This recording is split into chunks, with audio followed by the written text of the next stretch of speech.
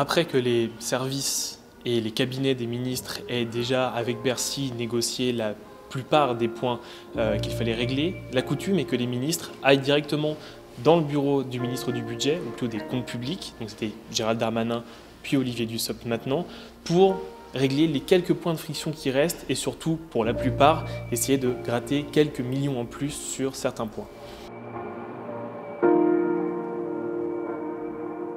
Alors il y avait plusieurs cas. Il y avait le cas notamment de Roselyne Bachelot qui, elle, a été 3 fois ministre par le passé et qui donc a de la bouteille, pour citer Olivier Dussopt, le ministre des Comptes publics.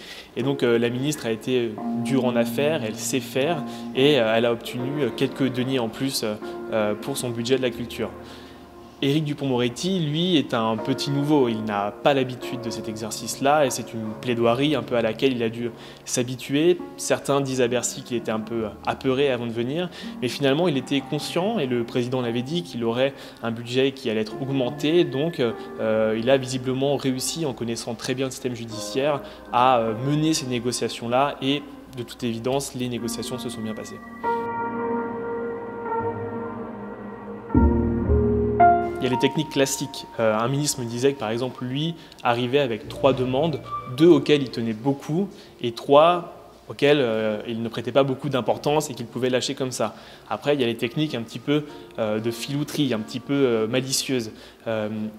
Un ministre, par exemple, qui avait supprimé de ses subventions une ligne, une dépense qu'il jugeait plus appropriée pour un autre de ses collègues.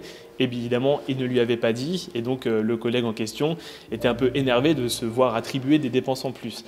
Et puis, il y a des techniques un peu sous-marines qui passent un peu sous les radars de Bercy, notamment le fait d'appeler soit le Premier ministre, soit le Président de la République directement pour se plaindre des baisses de budget, en tout cas des non-augmentations qu'on a eues.